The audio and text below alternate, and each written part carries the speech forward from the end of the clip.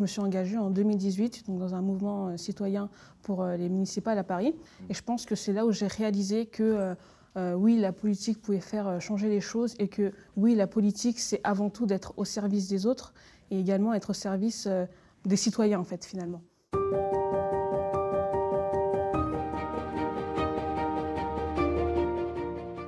Alors dans notre précédente vidéo, on a discuté un peu de ce décalage qu'a pu ressentir les étudiants par rapport aux mesures prises par nos gouvernants.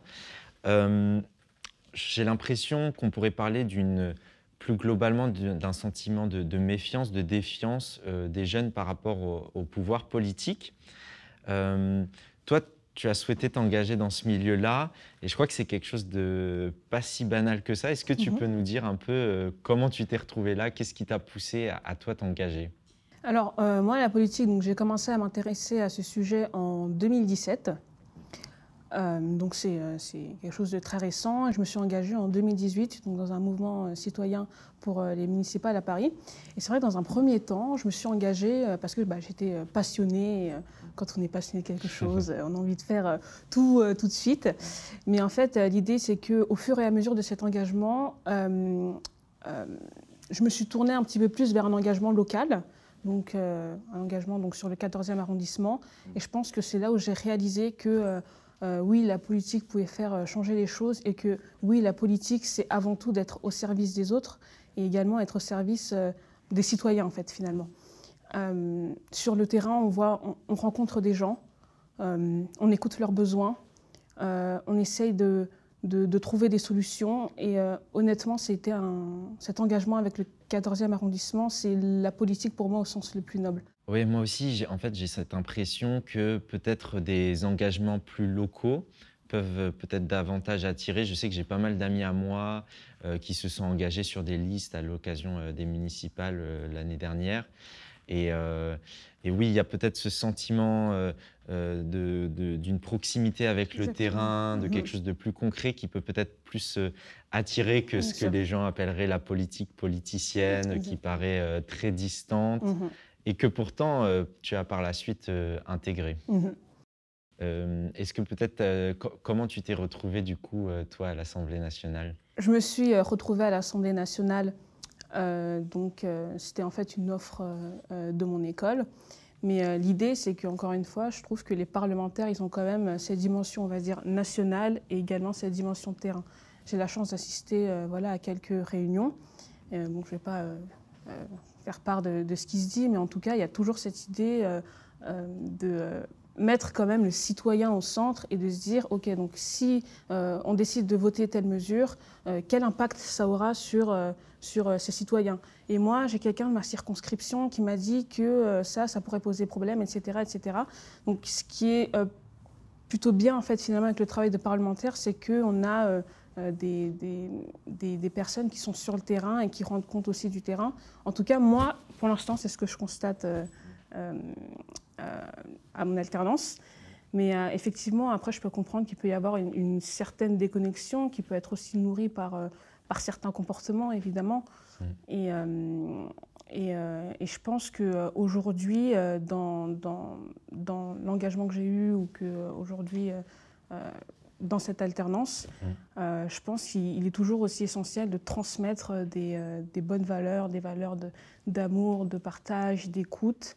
Et je pense que c'est ça aussi le rôle d'un chrétien, d'ailleurs dans n'importe quel domaine où il se trouve. Et en tout cas, moi, c'est ce que j'essaye de faire passer. Oui. Et j'espère que j'y arrive. Oui. J'espère aussi pour toi. En tout cas, je te le souhaite pour la suite. Merci. Justement, ouais, tu parlais de ta foi. À la fois, comment toi, tu arrives à concilier ça, le monde politique et puis ta foi personnelle, et puis comment peut-être ton entourage qui est chrétien a réagi à ton désir d'intégrer ce milieu-là qui, en tant que croyant, on a peut-être parfois des a priori plus ou moins fondés, peut-être parfois aussi fondés, mais parfois quelques réticences. Comment toi, tu as vécu ça? Déjà, dans un premier temps, donc mon entourage, il n'était pas forcément très réticent, mais en tout cas, il m'a averti. Il m'a dit de faire attention au domaine dans lequel je mettais les pieds. Mais il n'y a pas forcément eu de réticence. Et puis après, j'ai eu pas mal d'encouragement. Après, je comprends qu'effectivement, la politique, c'est un domaine qui est, je ne vais pas dire controversé, mais en tout cas qui est sulfureux. Mais je pense que l'idée, déjà, dans un premier temps, c'est, comme je l'ai dit dans la précédente interview, de d'abord mettre Dieu en premier. Et j'aime bien l'idée de l'idole, de se dire qu'il ne faut pas mettre la politique comme une idole, mais comme un moyen de servir les autres. Et je pense également qu'il ne faut pas non plus limiter Dieu à des domaines. Je pense que quand on crée son entreprise, Dieu, il est là. Dans la politique, Dieu, il est là. Et on peut pas, je pense qu'on ne devrait pas limiter la présence de Dieu à un domaine.